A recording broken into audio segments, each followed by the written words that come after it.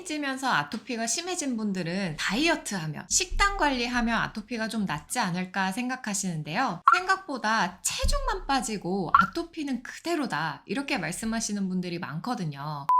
이 생기지 않으면 소용이 없어요. 이게 생겨야 아토피도 개선이 되고 체중도 잘 빠질 수 있어요.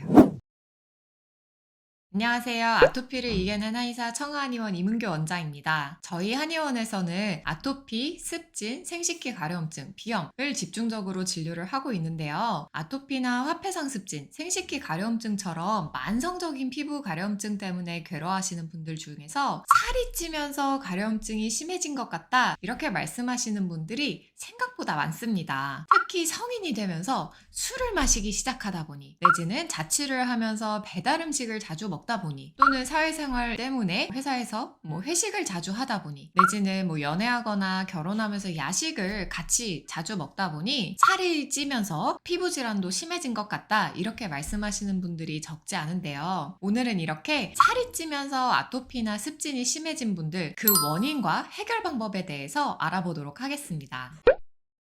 우선 살이 찌면서 내가 더위를 많이 타게 되거나 땀이 많아지니 또는 이 살길이 겹치는 부위가 많아지다 보니 접촉을 해서 가려운 것 같다 이렇게 생각하고 계시는 분들도 많은 것 같아요. 하지만 이런 건 면역력이나 피부의 가려움증에 직접적인 영향을 주지는 않는다. 이 부분을 먼저 말씀드리고 싶습니다. 오히려 살이 빠지면서 피부 질환이 심해지거나 하는 분들도 계시기 때문에 살이 찐다고 해서 무조건 피부에 염증이 축적되는 건 아니거든요. 이 살이 찌는 과정에서 소화 기능이 떨어진 이런 분들에게서만 살만 찌는 게 아니라 피부에 염증, 가려움증도 함께 심해진 분들이 많습니다. 이 피부 질환과 소화 기능 사이에는 서로 밀접한 관련이 있기 때문이라고 보시면 됩니다. 실제로 이 70%에 달하는 면역세포가 소화기에 존재한다는 연구도 있거든요. 그리고 아토피나 습진 이런 것들이 있는 분들 중에서는 소화 기능이 굉장히 떨어져 있는 증상, 예를 들어서 소화가 안 되거나 변비나 설사, 과민성장 증후군 이런 증상이 같이 있는 경우가 굉장히 흔하다는 연구 결과도 많습니다. 그런데 살이 찌면서 아토피가 심해진 분들 중에서는 워낙에 이제 식욕이 좋다 보니 소화기가 굉장히 건강하다고 생각하시는 분들이 많습니다. 특히 많이 먹어서 더부룩하거나 기름진 걸 많이 먹어서 대변을 무르게 보는 것 요거 외에는 별다른 증상이 없으니 나는 소화기가 굉장히 튼튼하다 이렇게 생각하시는 분들이 많은데요. 다시 한번 말씀드리지만 많이 먹으면 살은 찔 수 있지만 반드시 피부 질환이 심해지는 건 아닙니다. 먹는 양이 늘고 살이 찌면서 피부 질환이 심해졌다는 것 이 자체가 소화기가 제대로 음식을 받아들이지 못하고 염증을 일으키고 있다 이런 의미로 보시면 됩니다. 그러면 이때 적게 먹고 식단 관리를 좀 해보면 피부에 염증이 가라앉지 않을까 생각을 하시고 이제 식단 조절이나 다이어트, 운동을 열심히 하시는 분들도 많은데요. 이런 관리를 하더라도 정상적으로 식욕 조절이 되는 게 아니라 내가 먹고 싶은 걸 참는 이 상태이면 다시 피부 증상이 심해지거나 좋아지다가 많은 경우가 굉장히 많습니다. 왜냐하면 소화기가 정상화된 게 아니어서 식욕이 잘 조절되는 건 아니거든요. 그러니까 이제 스트레스를 받거나 조금만 관리가 소홀해지면 다시 입이 터져서 많이 먹고 다시 또 피부 질환이 심해졌다 이런 악순환을 반복하는 분들이 많은 거죠. 다만 이제 똑같이 먹는 양이 늘고 체중이 늘면서 똑같이 피부 질환, 아토피나 습진이 심해졌다고 하더라도 그 유형은 조금 나뉠 수 있는데요. 크게 세 가지로 나뉘는 것을 볼 수 있었습니다. 살이 찌면서 아토피나 습진이 심해진 첫 번째 유형은 바로 배고픈 걸 못 참는 분들입니다. 영어로는 hangry라고도 표현할 수 있습니다. 배고프고 당이 떨어지면 굉장히 예민해지는 분들인데요. hungry와 angry 이 두 가지를 합친 말입니다. 이렇게 나는 조금만 배고프고 당 떨어지고 하면 너무 견디기 힘들다. 평상시에는 괜찮은데 배고픈 걸 내가 도저히 못 견뎌서 그때마다 과식하거나 하다 보니 살이 찌고 아토피가 심해졌다 라고 말씀을 하신다면 이 유형에 해당한다고 보시면 됩니다. 이 유형에 해당하시는 분들은 단순히 식욕을 줄이는 그런 한약재를 처방할 필요는 없습니다. 단지 이 배고픈 거를 좀 더 잘 견디게 해드리는 당 떨어지는 느낌이 좀 들더라도 덜 힘들게 만들어드리면서 피부의 염증, 건조함 이 부분을 잡는 그런 한약재를 처방해드리는 게 굉장히 중요합니다. 그래야 배고플 때 과식하거나 폭식하는 일이 줄어들고 소화기가 정상적으로 기능을 하다 보니 면역력도 회복이 돼서 피부로도 아토피나 습진이 줄어들 수 있습니다.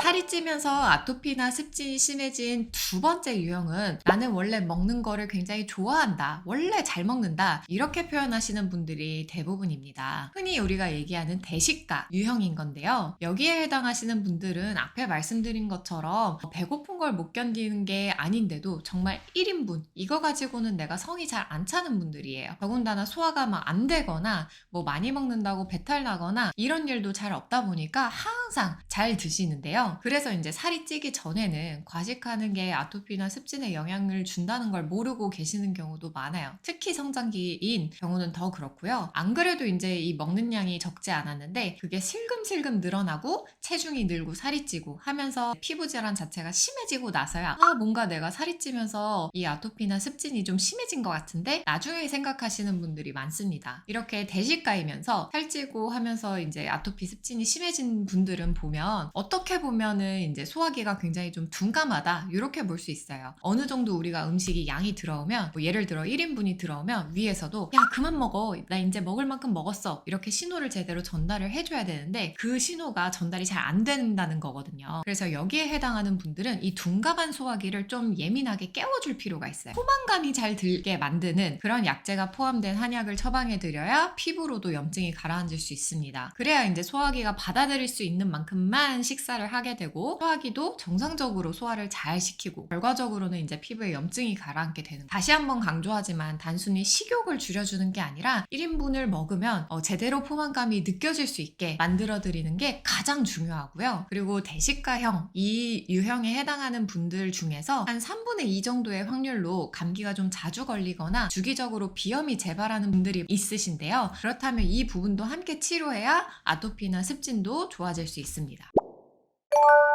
살이 찌면서 아토피나 습진이 심해진 세 번째 유형은 바로 스트레스를 받는 것. 이것을 먹는 걸로 풀다가 살이 찐 유형입니다. 어쩌다가 한번 스트레스 받을 때 맛있는 걸로 기분 전환한 그런 정도를 얘기하는 게 아니고요. 예를 들어서 사회생활을 하다 보면서 내가 스트레스를 받는 걸 먹는 걸로 풀다 보니 점점 살이 찌게 됐다. 그러면서 뭔가 습진도 심해진 것 같다. 내지는 고등학교 올라와서 입시 스트레스를 내가 막 맛있는 거 먹는 걸로 풀다 보니 살이 찌고 아토피가 심해졌다. 이런 식으로 좀 장기적인 관점에서 스트레스가 늘면서 먹는 양도 늘어나고 피부 질환도 심해진 분들이 여기에 해당합니다. 이런 분들은 평상시에는 대체로 괜찮은데 정말 스트레스를 받으면 좀 포만감을 못 느끼고 많이 드시는 경향이 있고요. 또 막상 다 먹고 나서는 소화가 되게 잘 되는 편은 또 아니세요. 더부룩하다고 말씀하시는 경우가 많고 또 어떤 때는 스트레스를 받으면 오히려 소화가 안 돼서 많이 못 먹는다. 이렇게 말씀하시기도 하는데요. 그런데 어쨌거나 장기적으로 봤을 때는